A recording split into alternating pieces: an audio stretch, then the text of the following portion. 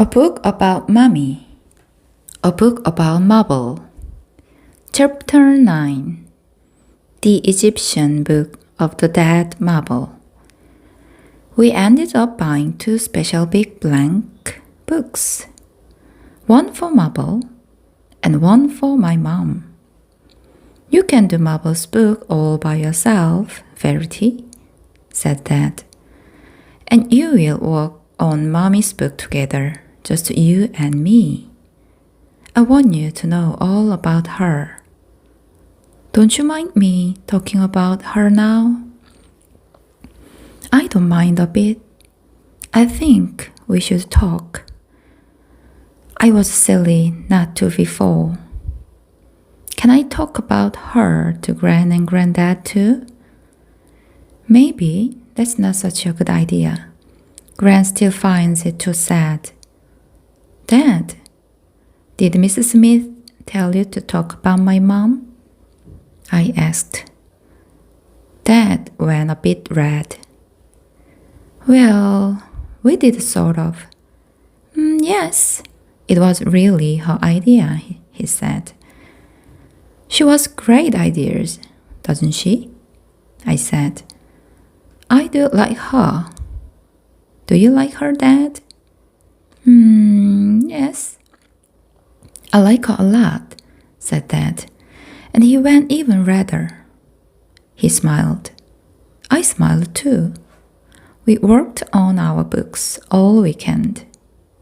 A book about Mommy. This is a picture of Mommy when she was a little girl. She looks just like Verity. Though, I wouldn't wear a frock like that. Mommy liked reading and dancing and swimming and drawing when she was a little girl. So do I. She always wanted a pet, but Gran wasn't too keen. Mommy had to wait till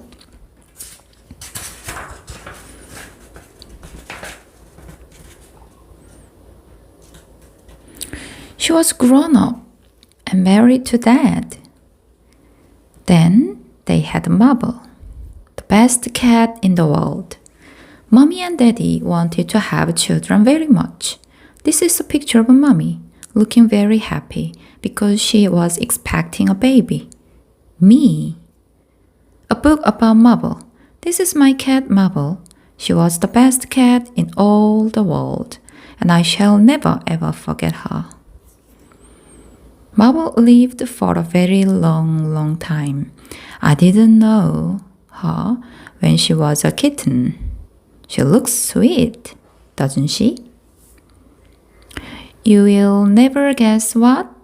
I've got a kitten now.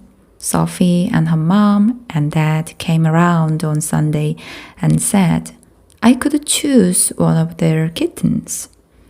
I wasn't sure at first. I badly wanted a kitten, but I felt as if I was being unfair and disloyal to Marble.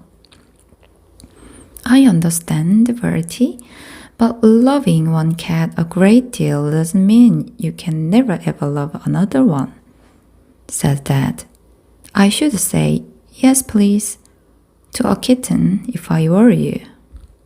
So I went back to Sophie's house, and we spent a long time playing with Sporty, Scary, Baby, and Posh.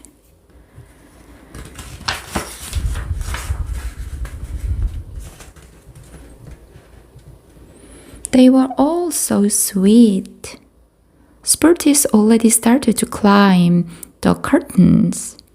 Scary is very bold and chases after the clockwork frog. Posh is probably the prettiest and seems to know it, stretching out elegantly as if she's posing. But Baby is the cuddliest. You can have whichever one you like, said Sophie. Only I rather hope you won't choose Sporty as she's such a pickle. And Scary's so funny. And Posh just looks so perfect. It was no problem at all choosing. I desperately wanted baby. So now I have my very own kitten and I love her to bits. I'm going to look after her properly and I shall never ever be cross with her. I hope she lives until long after I'm grown up. But I know one thing. I'll never love baby quite as much as I loved my marble.